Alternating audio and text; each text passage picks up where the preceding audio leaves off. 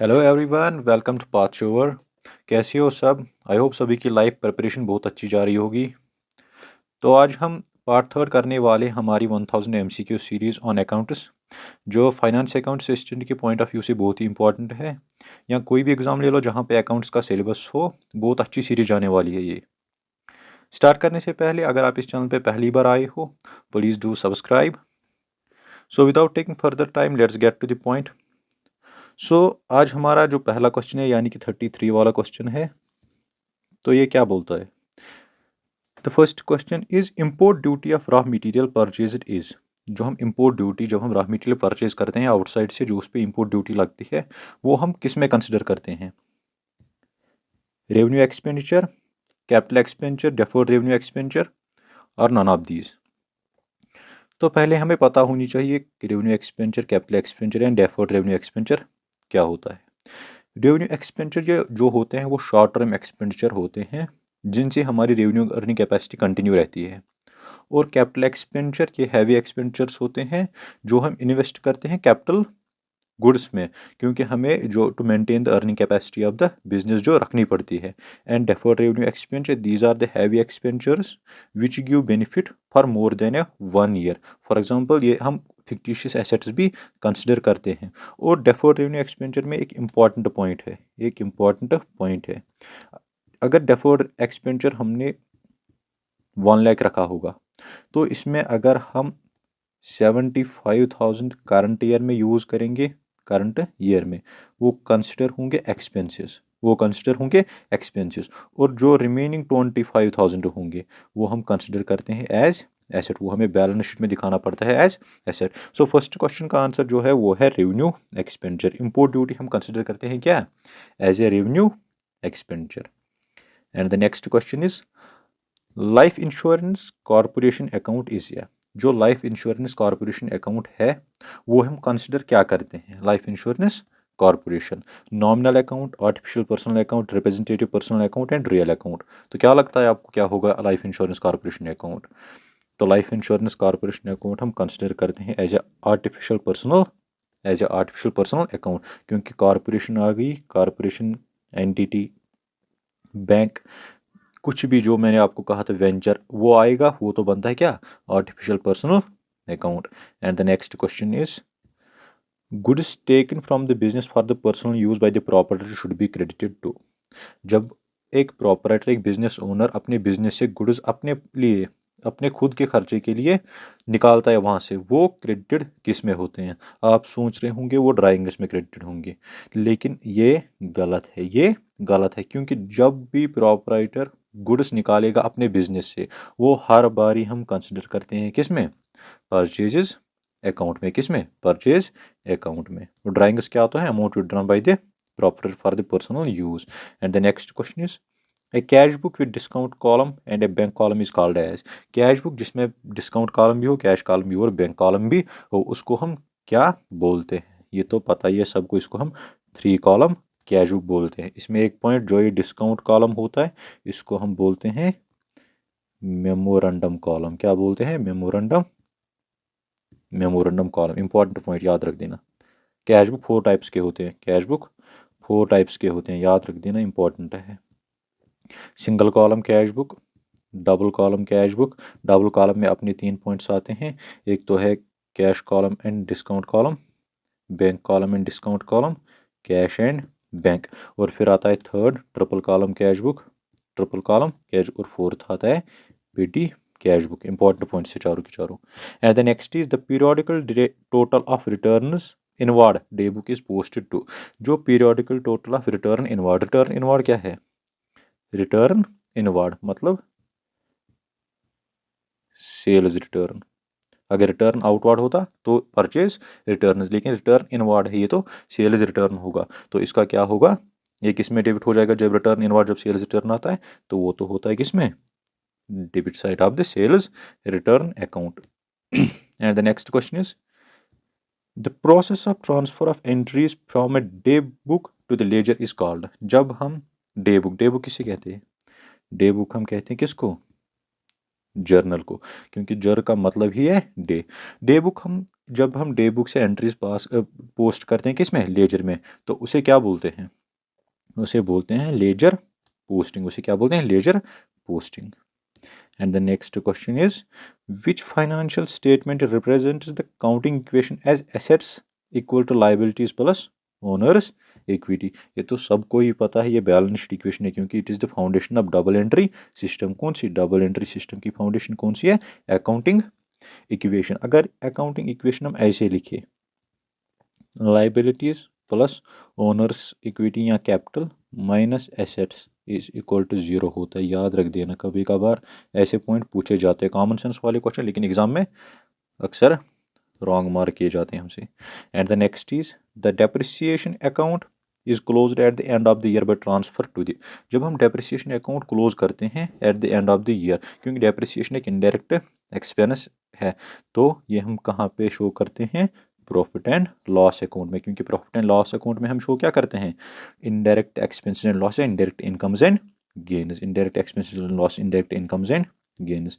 And the next question is whenever errors are noted in the accounting records they should be rectified। जब errors notice होते हैं accounting के record वक्त, जब हम देखते हैं अकाउंटिंग रिकॉर्ड, जब उसमें दिखता है हमें कि एरर, वो कब हमें रेक्टिफाई करना चाहिए। अकाउंटिंग एरर्स हमें ट्रायल बैलेंस में पता चलते हैं, लेकिन रेक्टिफाई कब करने चाहिए, वो रेक्टिफाई कब करनी चाहिए, at the end preparation of the trial balance without waiting the accounting period to the end after the preparation of final accounts, या in the next accounting period. सबको लग रहा होगा कि ये ट्रायल बैलेंस में हमें रेक्टिफाई करने पड़ेंगे उसी टाइम, लेकिन उसी टाइम तो पता नहीं चलता है कि हमें हमें ट्रायल बैलेंस क्रिएट करके पता चलता है कि कोई एरर आ गया है, कोई एरर आ गया है। तो इसका आंसर क्या होगा, without waiting to the next accounting year, क्योंकि हमें नेक्स्ट अकाउंटिंग ईयर का वेट या अकाउंटिंग ईयर का वेट नहीं करना है, हमें वो ट्रायल बैलेंस कंप्लीट करके फिर रेक्टिफाई करने हैं।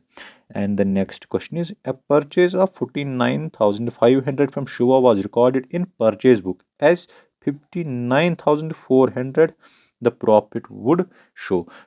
देखो, हमने परचेज किया था 49,500 किससे, शिवा से, लेकिन हमने वो परचेज बुक में रिकॉर्ड किया कितना, एज 59,400। सो 59,400 को सीधे से माइनस करेंगे हम किससे, 49,500 से, 49,500 से, तो कितना डिक्रीज होगा इससे, इससे तो डिक्रीज होगा क्या, 9900, 9900 हमें डिक्रीज हो जाएगा इससे, क्या, प्रॉफिट। क्योंकि परचेज तो हमने किया था कितने में, 49,500 में, शो कितना किया, 59,400 में, तो इसकी डिफरेंस निकाल के उतना ही डिक्रीज तो हो जाएगा ना प्रॉफिट में। And the next is from the following details ascertain the adjusted balance as per the cash book। हमें कैश बुक की बैलेंस निकालनी है। Overdraft as per the cash book दिया है कितना, 1,60,000। Cheque received entered twice in the cash book कितना, 10,000। Credit side of the bank column cash short by 1,000 and bank charge amounting to 400 entered twice, 400 entered twice.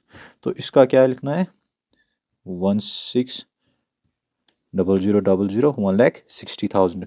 तो हमने check receive की थी, वो show की थी कि कितनी, दो बारी, तो वो हमें एक बारी में ही शो करनी थी, एक बारी में ही शो करनी थी। तो हम 1,000 प्लस कर देंगे, 1,000 प्लस, क्योंकि overdraft as per the cash book है। And the next is credit side of the cash column short by 1,000, credit side of the cash column short by 1,000, ये भी शॉर्ट है, ये भी क्या करेंगे, plus. And the next is 400 entered twice bank charge, bank charge हमें क्या करना है, वो नेगेटिव करना है, क्योंकि वो दो बार हो गई है। तो इसका कितना आएगा, इसका आएगा कितना, 1706। तो इसका आएगा कौन सा, डी पार्ट, कौन सा, D part, 1,70,600। And the next is when credit balance as per the passbook is the starting point of the bank reconciliation statement then bank charges are। जब credit balance as per the passbook, credit balance as per the passbook मतलब favorable balance, अगर debit balance as per cash book and credit balance as per passbook, इनको क्या बोलते हैं, favorable balance, and credit balance as per cash book and debit balance as per passbook, ये क्या है, unfavourable balance. So credit balance as per pass का as the starting point, मतलब favourable balance. तो इसका कौन सा आएगा फेवरेबल बैलेंस? तो bank reconciliation statement bank charges हमें क्या करनी है? तो बैंक चार्जेस हमें क्या करनी पड़ेंगी? ऐड करनी पड़ेंगी, क्योंकि favourable balance as per the passbook दिया है, क्योंकि पासबुक में वो ऐड करनी है, वही तो हमें मेंशन करना था। And the next question is at the time of dishonour of an endorsed bill which would be credited by the drawee. जब एक बिल एंडोर्स जब हम वो करने गए थे वो डिसऑनर हो गई, क्या होगी? डिसऑनर तो हो गई। तो हमें कौन सा अकाउंट क्रेडिट करना है? इसमें जब बिल में 3 पार्टीज होती हैं, बिल में 3 पार्टीज होते हैं, ड्रावर, ड्रावी एंड पे। ये बिल बनाता है इसके और इसका नाम लिखा होता है, इसी के लिए ये पे करनी पड़ती है। सो इसका आंसर क्या आएगा? Drawers account, drawers account. And the next question is at the end of the accounting year bills receivable discounted wire 32,000 would be shown as 32,000 would be shown as at the end of the accounting year bills receivable discounted wire 32,000 would be shown as। तो इनको हम कहाँ पे show करेंगे? जो हमने bills receivable discount की थी कहाँ पे शो करेंगे? 47th का। तो इसमें हम शो करेंगे कहाँ पे? Asset side on the balance sheet. कौन सी? Bills receivable discounted. And the next question is which of the following accounts is are maintained in the joint venture when separate set of books are maintained। इनमें से कौन से accounts maintain करते हैं कहाँ पे? जॉइंट वेंचर में। इसमें कौन सा वेंचर शो करते हैं? जॉइंट वेंचर मतलब को वेंचर अकाउंट्स में बनाते हैं हम। And the next is at the time of the preparation of the financial statements balance of bad debt recovered accounts will be transferred to. जब हम फाइनेंशियल स्टेटमेंट्स अकाउंट्स बनाते हैं, अगर हमने कुछ बैड डेट्स हुए होते, अगर वो रिकवर हो गए तो हम कहाँ पे शो करते हैं? तो वो हम कहाँ पे शो करते हैं? वो हम करते हैं किस में? Profit and loss appropriation account में। कहाँ पे? Profit and loss appropriation account में। And the next question is in case of the non profit making concern endowment of fund receipt is treated as. जो हमने फंड रिसिप्ट लिया वो हम treat क्या करते हैं कहाँ पे? एनपीओज में। क्या करते हैं? एज ए रेवेन्यू रिसिप्ट, क्योंकि वो रेवेन्यू ही आता है इस कंपनी के लिए जो हमें यूज़ करना पड़ता है for services. Any donation received for a specific purpose should be credited to. जो अब डोनेशन मिलती है किसको? नॉन प्रॉफिट ऑर्गेनाइजेशन को, वो हम किस में शो करते हैं? इनकम एंड एक्सपेंडिचर अकाउंट में। And the next question is which of the following transaction is recorded in the cash book. इनमें से कौन सी ट्रांजेक्शन हम कैश बुक में रिकॉर्ड नहीं करते हैं? कौन सी ट्रांजेक्शन कैश बुक में रिकॉर्ड नहीं करते? That is bad debts record, क्योंकि वो हम profit and loss appropriation account में शो करते हैं। And the next question is credit purchase of a fixed asset is recorded in. जो भी क्रेडिट परचेज है फिक्स्ड एसेट की, वो हम कहाँ पे रिकॉर्ड करते हैं? वो तो करते हैं किसमें? Credit purchase of a fixed asset, credit purchase of a fixed asset जो हम क्रेडिट परचेज करते हैं, क्योंकि वो हम कैश बुक में तो रिकॉर्ड नहीं कर सकते। क्या कैश बुक में रिकॉर्ड नहीं कर? जब हमने जर्नल प्रॉपर पढ़ा है, जर्नल प्रॉपर में हम करते हैं क्या? Credit purchase of the fixed asset. And the next is expenses paid but not accrued means. Expenses paid but not accrued मतलब कि एक्सपेंसेस हमने एडवांस एक्सपेंसेस हमने वो क्या अभी पे किए हैं, एडवांस एक्सपेंसेस वो पे किए, वो किस में आएंगे? हमें कैपिटल एक्सपेंसेस में। And the next is till the discounted bill is paid by the acceptor it remains as. Till the discounted bill is paid by the acceptor it remains as. जो डिस्काउंटेड बिल है वो acceptor ने पे की है, वो किस में शो होती है? वो शो होती है किस में? एसेट में। And the next question is the amount of yearly depreciation is under written down the value method. जो ईयरली डेप्रिसिएबल अमाउंट है वो हम किससे under written down value method में शो करते? किस मेथड से शो करते हैं? That is